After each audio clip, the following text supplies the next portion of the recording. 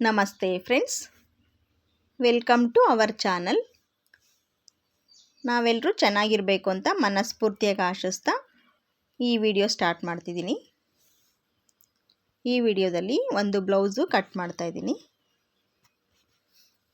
Back part mark ಮಾಡ್ತಾ ಇದ್ದೀನಿ.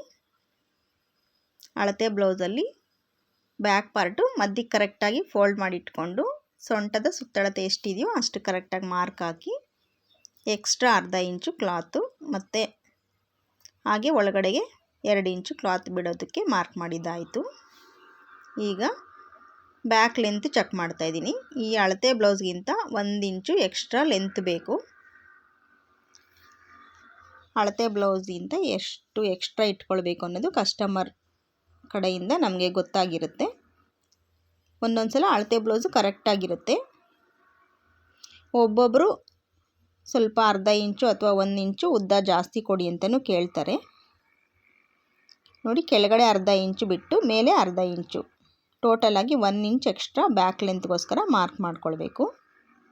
ಈಗ ಇಲ್ಲಿ ಸ್ಟ್ರೈಟಾಗಿ ಒಂದು ಲೈನ್ ಹಾಕೋಣ. ಇದು ಎಂಬ್ರಾಯ್ಡರಿ ವರ್ಕು ಬೋಟ್ ನೆಕ್ ಮಾಡಿರೋದ್ರಿಂದ ನೆಕ್ ಬಿಡ್ತು ಹಾಗೆಯೇ ಶೋಲ್ಡರು ಎರಡು ಜಾಸ್ತಿನೇ ತೊಗೊಳ್ಬೇಕಾಗುತ್ತೆ. ನೋಡಿ, ಇಲ್ಲಿ ನಾನು 8 ಇಂಚ್ ತೊಗೊಳ್ತಾ ಇದ್ದೀನಿ.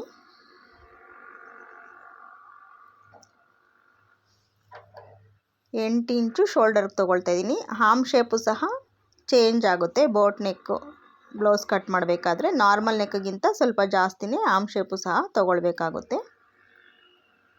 ಅದರಿಂದ ನಾನು ಅಳತೆ ಬ್ಲೌಸಲ್ಲಿ ತೊಗೊಳ್ತಾ ಇಲ್ಲ, ಹಾಗೆಯೇ 7 ಇಂಚ್ಗೆ ನಾನು ಮಾರ್ಕ್ ಹಾಕ್ತಾ ಇದ್ದೀನಿ.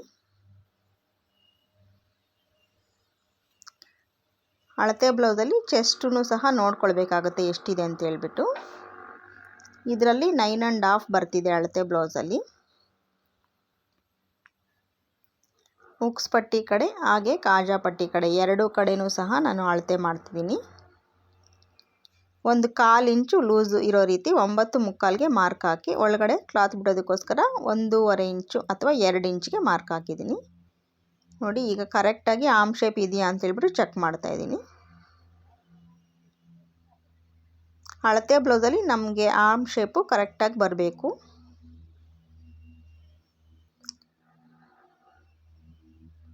ಈಗ ಬ್ಯಾಕ್ ಡೀಪು ಸಹ ಕೆಳಗಡೆಯಿಂದ ಚೆಕ್ ಮಾಡ್ತಾ ಇದ್ದೀನಿ. ಎಷ್ಟು ಕ್ಲಾತ್ ಇದೆ ಅಷ್ಟನ್ನು ನಾವು ಲೈನಿಂಗಲ್ಲಿ ಮಾರ್ಕ್ ಮಾಡ್ಕೊಳ್ಬೇಕಾಗುತ್ತೆ. ಮೇಲೆ ಅರ್ಧ ಇಂಚ್ಗೆ ಮಾರ್ಕ್ ಹಾಕ್ಬಿಟ್ಟು ಕಟ್ಟಿಂಗನ್ನು ಮಾಡ್ಕೊಳ್ಳೋಣ. ಯಾವ ರೀತಿ ನಾವು ಮಾರ್ಕ್ ಮಾಡಿದ್ದೀವೋ ಅದೇ ರೀತಿ ಕಟ್ಟಿಂಗನ್ನು ಮಾಡ್ಕೊಳ್ಳೋಣ. ಈ ಬ್ಲೌಸು ಮಿರರ್ ವರ್ಕ್ ಮಾಡಿದ್ದೀನಿ ನಾನು. ಇದು ಬ್ಲೌಸ್ ಪೀಸು ತುಂಬಾ ಚಿಕ್ಕದಾಗಿದೆ, 80 ಸೆಂಟಿಮೀಟರ್ ಇದೆ ಅಷ್ಟೇ. 1 ಮೀಟ್ರ್ ಕ್ಲಾತ್ ಇದ್ದರೆ ಚೆನ್ನಾಗಿರುತ್ತೆ.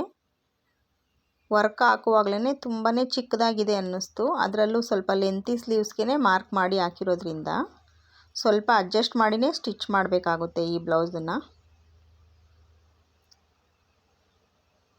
ಬ್ಯಾಕ್ ಪಾರ್ಟು ಮತ್ತು ಸ್ಲೀವ್ಸು ಹಾಗೆ ಫ್ರಂಟ್ ಪಾರ್ಟು ಮೂರಕ್ಕೂ ಸಹ ನಾನು ಅಡ್ಜಸ್ಟ್ಮೆಂಟ್ ಮಾಡಿನೇ ವರ್ಕ್ ಮಾಡಿದ್ದೀನಿ ಬ್ಲೌಸ್ ಪೀಸ್ ಮೇಲೆ. ಬ್ಲೌಸ್ ಪೀಸು ದೊಡ್ಡದಾಗಿದ್ದರೆ ವರ್ಕ್ ಮಾಡೋದಕ್ಕೂ ಈಸಿ ಇರುತ್ತೆ, ಹಾಗೆಯೇ ಸ್ಟಿಚ್ ಮಾಡೋದಕ್ಕೂ ಸಹ ಈಸಿ ಇರುತ್ತೆ. ಇವರು 80 ಸೆಂಟಿಮೀಟರ್ದೇ ಇದು ಕ್ಲಾತು. ನೋಡಿ, ಬ್ಯಾಕ್ ಕಟ್ಟಿಂಗು ಕಂಪ್ಲೀಟ್ ಆಯಿತು. ಈಗ ಫ್ರಂಟ್ಗೆ ಅದೇ ಬ್ಯಾಕ್ನ ತೆಗೆದು ಮಾರ್ಕ್ ಮಾಡ್ತಾಯಿದ್ದೀನಿ. ಬ್ಯಾಕ್ ಸುತ್ತಲೂ ಒಂದು ಮಾರ್ಕ್ ಹಾಕ್ಕೊಳ್ಬೇಕು.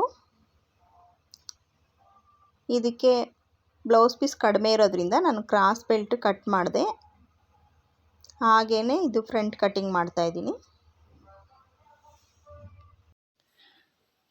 ನೋಡಿ, ಬ್ಯಾಕ್ಗೆ ಸುತ್ತಲೂ ಒಂದು ಮಾರ್ಕ್ ಹಾಕಿದ್ದಾಯಿತು.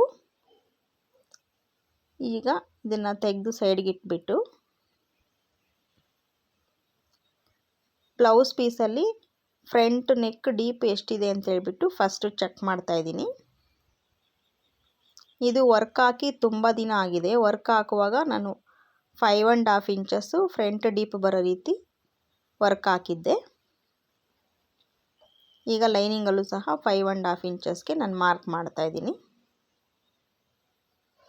ಈ ಬ್ಲೌಸ್ಗೆ ವರ್ಕ್ ಹಾಕಿ ತುಂಬ ದಿನ ಆಗಿಬಿಟ್ಟಿದೆ. ಸ್ಟಿಚಿಂಗ್ ಈಗ ತಗೊಂಡಿದ್ದೀನಿ.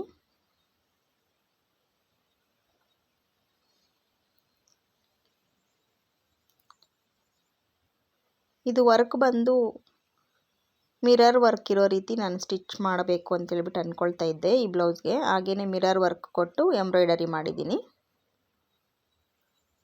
ಬ್ಯಾಕ್ಗೆ ಕ್ಲಾತ್ ಎಷ್ಟು ಸಿಗುತ್ತೆ ಅಂತೇಳ್ಬಿಟ್ಟು ಚೆಕ್ ಮಾಡ್ತಾ ಇದ್ದೆ.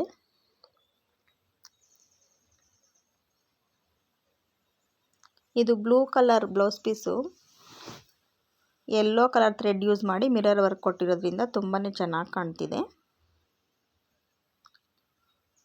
ಸ್ಲೀವ್ಸ್ಗೆ ಫುಲ್ ಸ್ಲೀವ್ಸೇ ಬರೋ ರೀತಿ ನಾನು ವರ್ಕ್ ಮಾಡಿದ್ದೀನಿ.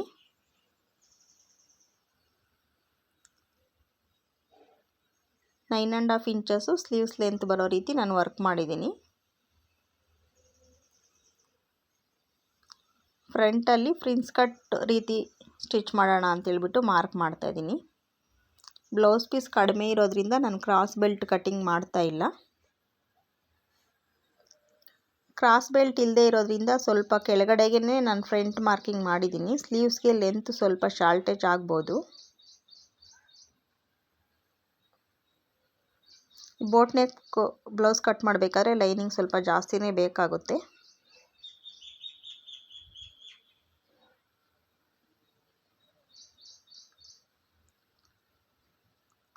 ಇದು ಡಾಟ್ಸ್ ಹಿಡಿತೀವಲ್ವ, ಇಲ್ಲಿ ಕರೆಕ್ಟಾಗಿ ಇಷ್ಟು ಕ್ಲಾತು ಡಾಟ್ಸ್ ಒಳಗಡೆ ಹೋದರೆ ನಮಗೆ ಎಷ್ಟು ಸಿಗುತ್ತೆ ಅನ್ನೋದು ಅಳತೆ ಬ್ಲೌಸಲ್ಲಿ ಚೆಕ್ ಮಾಡ್ಕೊಳ್ಬೇಕಾಗುತ್ತೆ.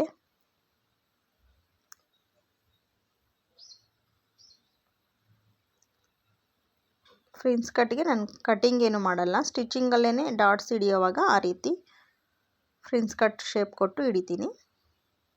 9.25 ಇಂಚು ಚೆಸ್ಟ್ ಇಟ್ಟು ಒಳಗಡೆಗೆ 2 ಇಂಚು ಕ್ಲಾತ್ ಬರೋ ರೀತಿ ಮಾರ್ಕನ್ನು ಮಾಡಿದ್ದಾಯಿತು. ಈಗ ಇದು ಮಾರ್ಕ್ ಮಾಡಿರೋ ಪ್ರಕಾರ ನೀಟಾಗಿ ಕಟ್ ಮಾಡ್ಕೊಳ್ಳೋಣ. ಈ ರೀತಿ ಕಟ್ಟಿಂಗ್ ಮಾಡಿಕೊಂಡ್ರೆ ಸ್ಟಿಚಿಂಗ್ ಬೇಗನೆ ಆಗುತ್ತೆ. ಆದರೆ ಈ ಬ್ಲೌಸು ಸ್ವಲ್ಪ ಲೇಟ್ ಆಗ್ಬೋದು, ಯಾಕಂದರೆ ಈ ಬ್ಲೌಸ್ ಪೀಸು ಸ್ವಲ್ಪ ಚಿಕ್ಕದಾಗಿದೆ. ಸ್ವಲ್ಪ ಪ್ಯಾಚ್ ಕೊಡೋದು ಕೆಲಸ ಜಾಸ್ತಿನೇ ಇರುತ್ತೆ ಸ್ಟಿಚಿಂಗ್ ಮಾಡುವಾಗ. ಫ್ರಂಟ್ಗೂ ಸಹ ಬೋಟ್ ನೆಕ್ ರೀತಿಯೇ ವರ್ಕ್ ಹಾಕಿರೋದ್ರಿಂದ ಫ್ರಂಟ್ ಡೀಪ್ ಸ್ವಲ್ಪ ಕಡಿಮೆನೇ ಇದೆ.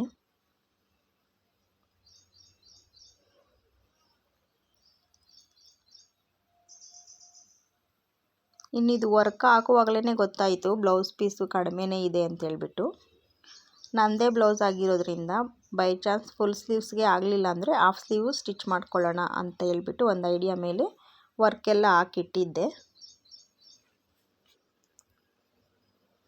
ಈಗ 9.5 ಇಂಚಸ್ಗೆ ನಾನು ವರ್ಕ್ ಮಾಡಿರೋದ್ರಿಂದ ಅಷ್ಟೂ ವರ್ಕ್ ವೇಸ್ಟ್ ಆಗುತ್ತೆ ಅಂತೇಳ್ಬಿಟ್ಟು 9.5 ಇಂಚಸ್ಸು ಸ್ಲೀವ್ಸ್ ಲೆಂತ್ ಬರೋ ರೀತಿಯೇ ಕಟ್ ಮಾಡೋಣ ಅಂತ ಅಂದ್ಕೊಳ್ತಾ ಇದ್ದೀನಿ.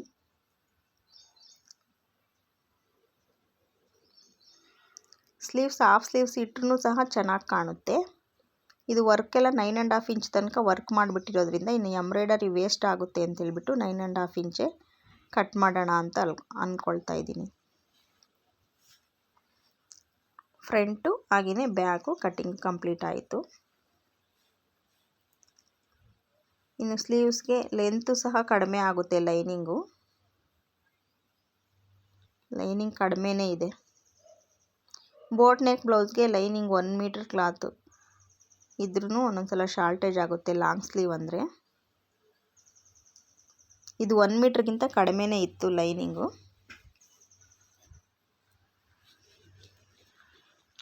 ಫಸ್ಟು ಬಾಟಮಲ್ಲಿ ಲೈನಿಂಗ್ ಈಕ್ವಲ್ ಆಗಿರೋ ರೀತಿ ಒಂದು ಲೈನ್ ಹಾಕ್ತಾಯಿದ್ದೀನಿ.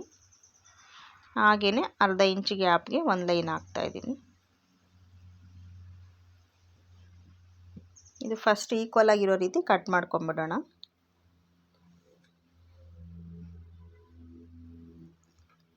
ಈಗ ನೋಡಿ ಸ್ಲೀವ್ಸ್ಗೆ ಸ್ವಲ್ಪ ಪ್ಯಾಚ್ ಬರೋ ರೀತಿ ನಾನು ಪೀಸನ್ನು ಅಡ್ಜಸ್ಟ್ ಮಾಡಿದ್ದೀನಿ, ಲೆಂತ್ ಶಾರ್ಟೇಜ್ ಆಗ್ತಾ ಇದ್ದಿದ್ದರಿಂದ. ಇದು ಸ್ಟಿಚ್ ಮಾಡುವಾಗ ಇದ್ರ ಸ್ಟಿಚಿಂಗ್ ಮಾಡಿಬಿಟ್ಟು ಆಮೇಲೆ ಶೇಪ್ ನೀಟಾಗಿ ಕಟ್ ಮಾಡ್ಕೊಳ್ಬೇಕಾಗುತ್ತೆ. ಈಗ ಅಳತೆ ಬ್ಲೌಸ್ ಪ್ರಕಾರನೇ ಸ್ಲೀವ್ಸ್ಗೆ ಶೇಪನ್ನು ಮಾರ್ಕ್ ಮಾಡ್ತಾಯಿದ್ದೀನಿ. ಸೈಡಲ್ಲೂ ಸಹ ಪ್ಯಾಚ್ ಕೊಡಬೇಕಾಗುತ್ತೆ. ಇದಕ್ಕೆ ಲೈನಿಂಗು ಸೈಡ್ಗೂ ಸಹ ಶಾರ್ಟೇಜ್ ಆಗುತ್ತೆ.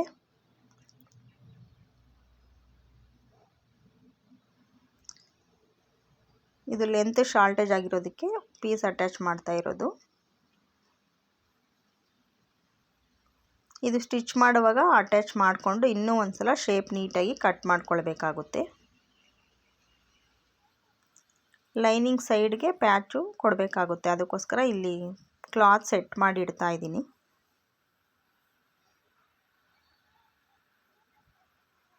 ಈ ಬ್ಲೌಸು ಸ್ಟಿಚಿಂಗ್ ಸ್ವಲ್ಪ ಲೇಟೇ ಆಗುತ್ತೆ, ಪ್ಯಾಚ್ ಕೊಡೋವಂಥ ಕೆಲಸ ತುಂಬಾ ಇದೆ. ಲೈನಿಂಗ್ಗೆ, ಸ್ಲೀವ್ಸ್ಗೆ, ಲೆಂತ್ಗೆ ಹಾಗೆ ಸೈಡ್ಗೆ ಎರಡೂ ಕಡೆನೂ ಪ್ಯಾಚ್ ಕೊಡಬೇಕು.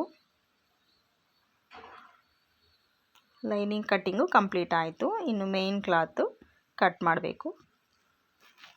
ಫಸ್ಟ್ ಬ್ಯಾಕ್ಗೆ ಸೆಂಟ್ರ್ ಕರೆಕ್ಟಾಗಿ ನೆಕ್ ಬರೋ ರೀತಿ ಇಟ್ಕೊಳ್ತಾ ಇದ್ದೀನಿ ವರ್ಕ್ ಹಾಕಿರೋದು.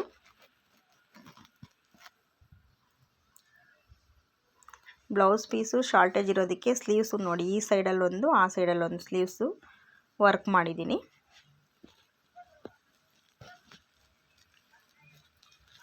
ಫ್ರಂಟ್ಗೂ ಸಹ ಮೇನ್ ಕ್ಲಾತು ಪ್ಯಾಚನ್ನು ಅಟ್ಯಾಚ್ ಮಾಡಬೇಕಾಗುತ್ತೆ.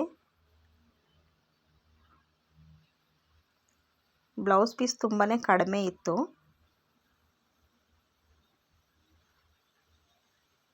ಕಂಪಲ್ಸರಿ 1 ಮೀಟರ್ ಕ್ಲಾತ್ ಇರಲೇಬೇಕಾಗುತ್ತೆ ವರ್ಕ್ ಮಾಡಬೇಕು ಬ್ಲೌಸು ಅಂದರೆ. ಇದು ಕಡಿಮೆನೇ ಇದ್ದಿದ್ದರಿಂದ ಅಡ್ಜಸ್ಟ್ ಮಾಡಿ ಸ್ಟಿಚ್ ಮಾಡೋಣ ಅಂತೇಳ್ಬಿಟ್ಟು ವರ್ಕ್ ಮಾಡಿದ್ದೆ ನಾನು.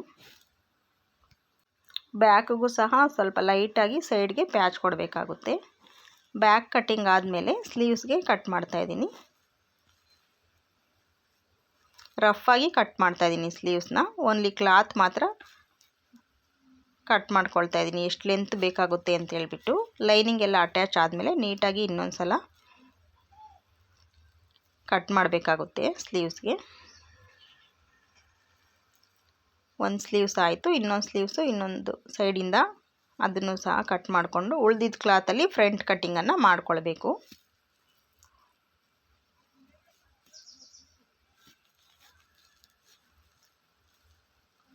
ಎಂಬ್ರಾಯ್ಡರಿ ವರ್ಕು ತುಂಬಾ ಚೆನ್ನಾಗಿ ಕಾಣ್ತಿದೆ. ವಿಡಿಯೋಗಿಂತ ಹಾಗೆ ನೋಡಿದ್ರೆ ಇನ್ನೂ ಚೆನ್ನಾಗಿ ಕಾಣ್ತಿದೆ. Mirror work yellow colour thread ಅಂತ ವಿಡಿಯೋದಲ್ಲಿ ಗೊತ್ತಾಗ್ತಾ ಇಲ್ಲ, ಅದು ವೈಟ್ ಕಲರ್ ರೀತಿ ಕಾಣ್ತಿದೆ. ಆದರೆ ಸ್ವಲ್ಪ ಗೋಲ್ಡನ್ ಶೇಡಲ್ಲಿ ಯೆಲ್ಲೋ ಕಲರ್ ಇದೆ. ಥ್ರೆಡ್ಡು ತುಂಬಾ ಚೆನ್ನಾಗಿ ಕಾಣ್ತಿದೆ ವರ್ಕು. ಸ್ಟಿಚಿಂಗ್ ಎಲ್ಲ ಆದಮೇಲೆ ಬ್ಲೌಸ್ ಪೀಸು ಚೆನ್ನಾಗಿ ಕಾಣುತ್ತೆ ಬ್ಲೌಸು. ನೋಡಿ ಸ್ಲೀವ್ಸ್ಗೂ ಸಹ 2 ಸ್ಲೀವ್ಸು ಕಟ್ಟಿಂಗ್ ಕಂಪ್ಲೀಟ್ ಆಯಿತು. ಇನ್ನು ಉಳಿದಿರೋ ಕ್ಲಾತು ನೋಡಿ, ಇದು ಬೋಟ್ ನೆಕ್ ರೀತಿ ನಾನು ನೆಕ್ಕನ್ನು ವರ್ಕ್ ಮಾಡಿದ್ದೀನಿ. ಇದು ಮಧ್ಯಕ್ಕೆ ಕರೆಕ್ಟಾಗಿಟ್ಟು ಫ್ರಂಟ್ಗೆ ಕಟ್ ಮಾಡಿಕೊಂಡು ಸ್ವಲ್ಪ ಸೈಡಲ್ಲಿ ಪ್ಯಾಚ್ ಕೊಡಲೇಬೇಕಾಗುತ್ತೆ. ಇನ್ನು ಉಳಿದಿರೋ ಕ್ಲಾತಲ್ಲಿ ಪ್ಯಾಚ್ ಕೊಡೋದಕ್ಕೆ ಯೂಸ್ ಮಾಡ್ಕೊಳ್ಬೋದು. ಟೈಮ್ ಇದ್ದರೆ ಈ ಬ್ಲೌಸು ಸ್ಟಿಚಿಂಗ್ ಎಲ್ಲ ಕಂಪ್ಲೀಟ್ ಆದಮೇಲೆ ಯಾವ ರೀತಿ ಕಾಣ್ತಿದೆ ಅಂತೇಳ್ಬಿಟ್ಟು ಒಂದು ಶಾರ್ಟ್ ವಿಡಿಯೋ ಪೋಸ್ಟ್ ಮಾಡ್ತೀನಿ. ನೋಡಿ ಉಳಿದಿರೋ ಕ್ಲಾತು ಫ್ರಂಟ್ಗೂ ಸಹ ಈ ಬ್ಲೌಸ್ಗೆ ಪ್ಯಾಚನ್ನು ಕೊಡಬೇಕಾಗುತ್ತೆ, ಸಾಕಾಗೋದಿಲ್ಲ ಫ್ರಂಟ್ಗೆ ಕ್ಲಾತು. ನಾರ್ಮಲ್ಲಾಗಿ ಈ ರೀತಿ ಬ್ಲೌಸಸ್ ಎಲ್ಲ ಬೇಗನೆ ಸ್ಟಿಚ್ ಮಾಡ್ಬೋದು. ಕ್ಲಾತು ಆರಾಮಾಗಿದ್ದು ಪ್ಯಾಚ್ ಕೊಡೋದು ಕಡಿಮೆ ಇದ್ದರೆ ಬೇಗನೆ ಸ್ಟಿಚ್ ಮಾಡ್ಬೋದು. ಈ ಬ್ಲೌಸು ಸ್ವಲ್ಪ ಪ್ಯಾಚ್ ಕೊಡೋ ಕೆಲಸ ಜಾಸ್ತಿ ಇರೋದ್ರಿಂದ ಸ್ವಲ್ಪ ಲೇಟ್ ಆಗುತ್ತೆ. ಇನ್ನು ಈ ವಿಡಿಯೋ ಹೇಗನ್ನಿಸ್ತು ಅನ್ನೋದು ಕಮೆಂಟ್ ಮೂಲಕ ತಿಳಿಸ್ರಿ. ಇದೇ ರೀತಿ ಟೈಲರಿಂಗ್ ರಿಲೇಟೆಡ್ ವೀಡಿಯೋಸ್ಗೋಸ್ಕರ ನನ್ನ ಚಾನಲ್ನ ಸಬ್ಸ್ಕ್ರೈಬ್ ಮಾಡ್ಕೊಂಡು ಸಪೋರ್ಟ್ ಮಾಡಿ. Thanks for watching. Bye friends. ಜೈ ಶ್ರೀರಾಮ್.